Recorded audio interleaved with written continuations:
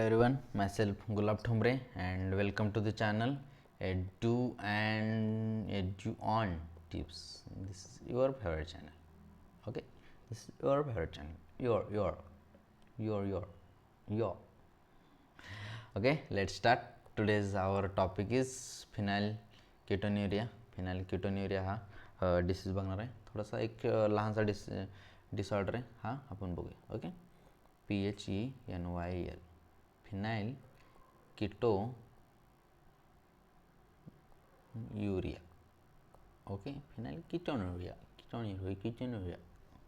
Okay. Phenylketonuria. This inborn error of metabolism inherited as autosomal recessive disease. Again, autosomal recessive disease. Autosomal recessive disease. The affected individual lacks an enzyme that converts amino acid phenylalanine to tyrosine. म्हणजे ह्याच्यामध्ये आहे ना enzyme नसतो आहे. कोणता? Amino acid फिनायलिनचं conversion टायरोसिनमध्ये जो करणार. Amino acid फिनायलिन PHE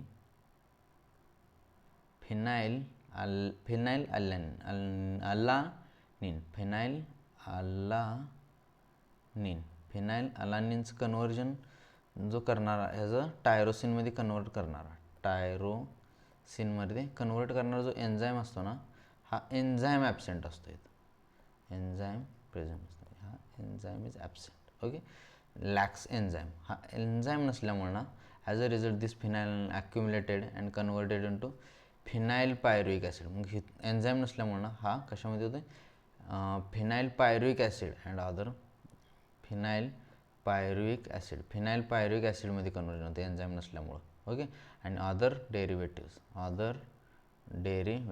okay, other derivatives आणि accumulation of this in brain results in mental retardation. Yes, आणि त्यामुळं ब्रेनमध्ये हे डोक्यात हे झाल्यामुळं ब्रेनमध्ये हे सगळं हे झाल्यामुळं mental retardation. Okay, these are also excreted through urine because it's poor absorption of kidney. Okay, mental retardation. Okay, mental retardation आणि urine excreted through urine because of its poor absorption by kidney. Okay, म्हणजे kidney ह्याला absorb करू शकत नाही. So हे काय म्हणतात हे होते. Okay, accumulate in brain. Okay, brain काय होतं ह्याच्यामध्ये ॲक्च्युली दिस इज ऑटोसोमल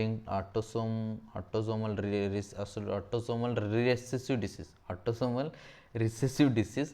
आणि ह्याच्यामध्ये काय होतं आहे अमायनो ॲसिड फिनाइलअलानिनचं कन्वर्जन टायरोसिनमध्ये होत असते. त्याचं कन्वर्ट करणारा जो एन्झाईम असतो ना तो एन्झाईम ॲब्सेंट असतो. त्यामुळे काय होतं आहे phenyl pyruvic acid and other डेरिव्हेटिव्हमध्ये ह्याचं कन्वर्जन होते. ओके, आणि त्यामुळे ते अक्युमुलेट इन द ब्रेन आणि त्यामुळे मेंटल रिटार्डेशन होते आणि त्यामुळे ते एक्सक्रिटेड थ्रू युरिन बिकॉज किडनी ह्याला ॲब्झॉर्ब करू शकत नाही. ओके, काय ह्याच्यामध्ये एक एन्झाईम ॲब्सेंट असतो. कोणता? फिनाइलअलानिनचं कन्वर्जन टायरोसिनमध्ये करणारा. ओके, त्यामुळे काय होतं ह्याचं कन्वर्जन फिनाइल पायरुइक ॲसिडमध्ये होते. ओके, फिनाइल पायरुइक ॲसिडमध्ये होतं आणि त्यामुळं हे ॲक्युमुलेट इन द ब्रेन आणि त्यामुळे मेंटल रिटार्डेशन होते. ओके, बस 3 पॉईंट लक्षात 2-3 पॉईंट लक्षात ठेवायचे. This one is the 1, this is the 2 and this is the 3 and accumulate in the bone. संपलं, खतम. ओके, पहिला पॉईंट काय ऑटोसोम रिसेसिव्ह डिसीज आहे. परत त्यानंतर ह्याच्यामध्ये एन्झाईम ॲब्सेंट असतो. कोणता? अमायनो ॲसिड फिनाइलअलानिनचं कन्वर्जन टायरोसिनमध्ये करणारा एन्झाईम ॲब्सेंट असतो. आणि त्यानंतर मग त्यामुळे कशामध्ये कन्वर्जन होतं? फिनाइल पायरुइक ॲसिडमध्ये कन्वर्जन होते. ओके, आणि अदर डेरिव्हेटिव्ह. त्यामुळं मेंटल रिटार्डेशन कारण because accumulate in the brain. That's all, खतम. Okay, thank you so much. Bye.